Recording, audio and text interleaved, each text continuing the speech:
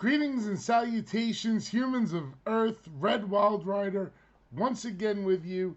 Time to open the Adventures in the Forgotten Realms bundle. Let's get to it. Thank you for joining me. Check out the opening.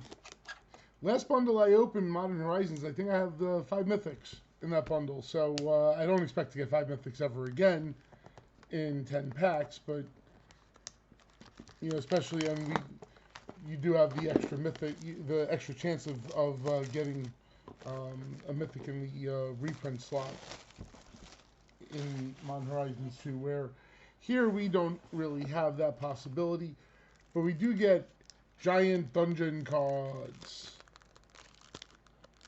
which I'm not going to open. We'll leave them over there. Crappy box, not crappy box. We have our little insert here. I wonder if there's another message on the back like there was for Horizons. Nope. It's just embark on a new quest. Okay. Sure enough. Anyway, let's get down to business. And knock the camera. Not bad. Okay. This is a nice die. Kind of fiery orange with silver inlays. Nice, nice. And we have our land packs and our garbage cards. Garbage. And the foil treasure chest. Alright, so this is a rare, so we'll check it out now while we're at it. We're in the camera. Yep, there we go. So it's a 3-mana artifact. Pay 4, sacrifice treasure chest, roll a d20. Well, if you roll a 1, you're screwed. You lose 3 life. But in Commander, not that bad. 2 to 9 create 5 treasure tokens. Okay. 10 to 19, you gain 3 life and draw 3 cards. That's great. And 20, search library for a card. If it's an artifact card, you may put it on the battlefield. Otherwise, put it into your hand, then shuffle. Ooh. That's kind of fun. I like that. All right. So, let's put those over to the side there. And the usual 10 packs. Here we go, yo. Here we go. Let's get down to the business of opening packs of Magic cards. Alright, so I'm just going to, quickly go through things. I'm not going to obsess over anything but the rares. We'll look at some art in my later videos when I'm opening more cards.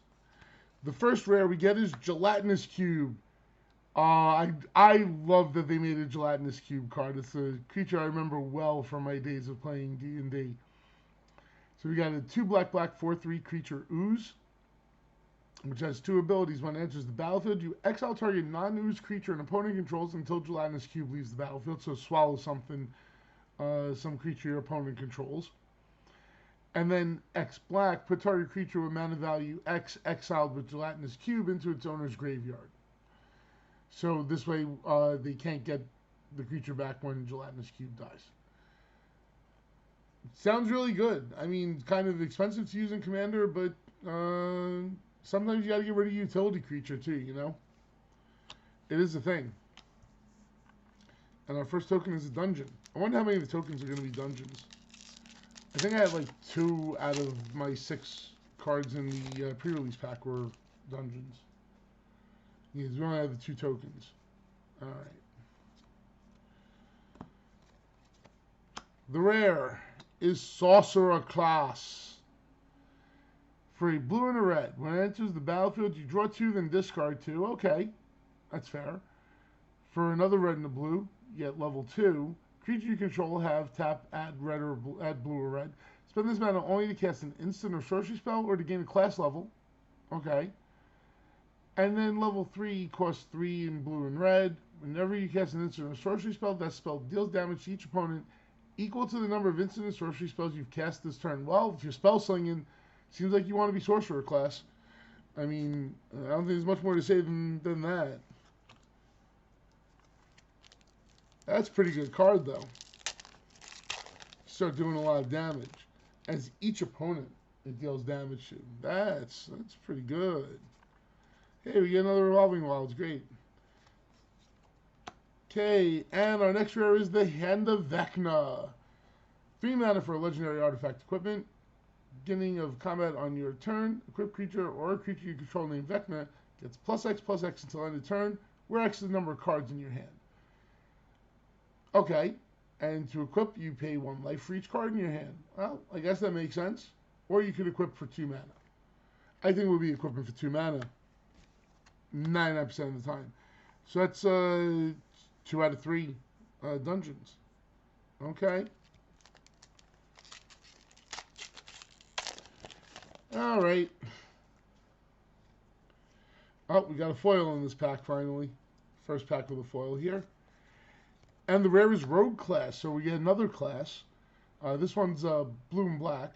Whenever a creature you control deals combat damage to a player, exile the top card of that player's library face down.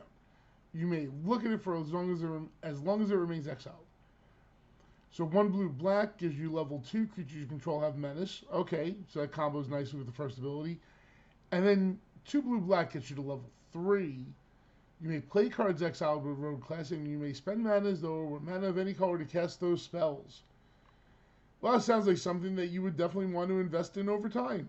I mean, yeah, seems like a pretty decent card, especially if you're playing with a lot of unblockable creatures. Sounds good. Foil land. And our first garbage card. Okay, shiny land. Wow. This will be the halfway point of these packs. See what we end up getting in here. All right. And the rare is Triumphant Adventurer. White-black, 1/1 human knight. Death touch. As long as it's your turn, it has first strike. Whenever it attacks, venture into the dungeon. Well, if you get a dungeon, this is it. The fact that he's a 1/1, I don't know. Sounds pretty bad. But, I mean, he dies really easily. You'll allow it to, virtually every burn spell. Can't argue with it. That's pretty good and limited, but I wouldn't play it in Commander. No, sir. Oh, another dungeon card. Hey. 3 out of 5. That is too small of a sample space. We will be opening many more packs. Eventually. As I get. And now we have Werewolf Pack Leader. It's a double green, 3/3 human werewolf. With whenever it attacks, if you attack with creatures with total power 6 or greater, this combat draw a card. Okay.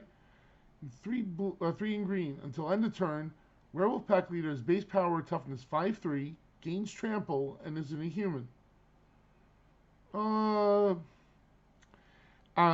a lot of mana investment for Commander. But it is a human werewolf. So it still will get werewolf boosts. So I guess that's fine.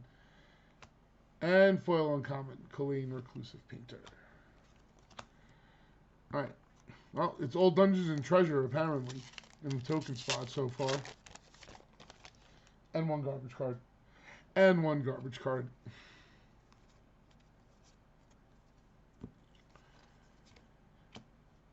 And we get a Monster Manual rare.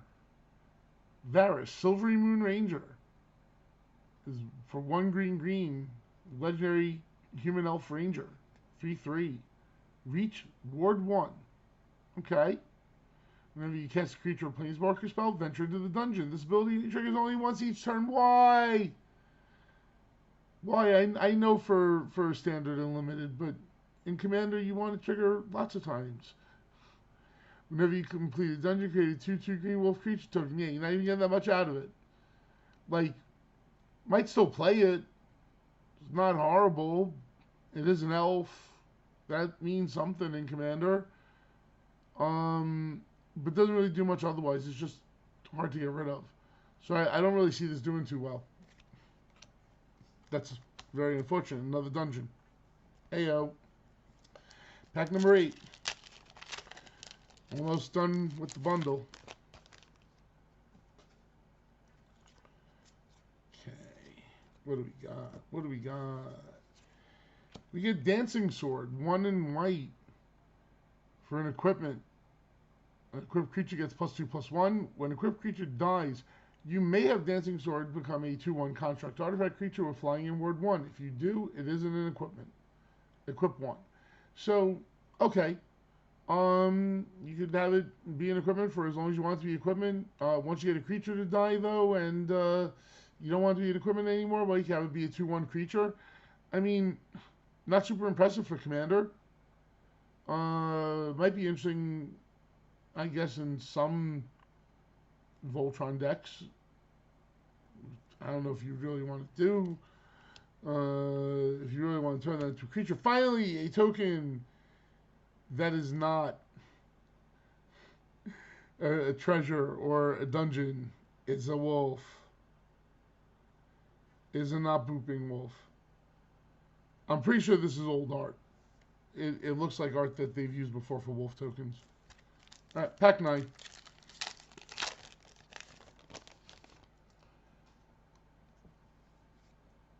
Alright, yep, that was that. Now you have fighter class. Got 3 classes. Unfortunately, no mythics. Maybe in the last pack, hopefully. So for red and white, when it enters the battlefield, search your library for an equipment card revealed. Put it in your hand, then shuffle. Okay, Voltron-y. Abilities you activate cost 2 less to activate for 1 red white, level 2, and 3 red white, level 3. Whenever a creature you control attacks, up to 1 target creature blocks with this combat if able. Yeah, maybe. You might not even need that 3rd ability. You might just go to the level 2 and just like leave it there. Like, it seems okay. Another dungeon. Wow. Lots of dungeon. Not even a treasure token. Like, geez. But also not even mythic. Oh, finally see the Evolving Wilds. A lot of people don't like these. I like these. I played in the era when these were the covers of the adventures. So, yeah, those are nice. I like them. We did get a mythic, and we got the Grandmaster of Flowers, Bahamut. Yes, 2 white for Legendary Planeswalker, Bahamut. 3 loyalty starting. As long as Grandmaster of Flowers has 7 or more loyalty counters on him, he's a 7/7 Dragon God creature with flying and indestructible. Of course, because he's Bahamut. And we have 2/1 abilities, so there's no way for him to minus his counters. +1, target creature without first strike, double strike, or vigilance can't attack or block until your next turn. Rather specific, but okay, I appreciate that. Also +1, search your library and or graveyard for a card named Monk of the Open Hand. Reveal it and put it into your hand. If you search your library this way, shuffle. So he gets you creatures, or he prevents creatures from attacking, so he protects himself. Really good Planeswalker. Probably going into Pramicon. He'll be one of my few creatures eventually. But yeah, so 1 mythic, another dungeon, 10 packs. That's it. Thank you all for watching. Do all the YouTube stuff. Hope you all have a good day. Peace them out. Twice. Like that.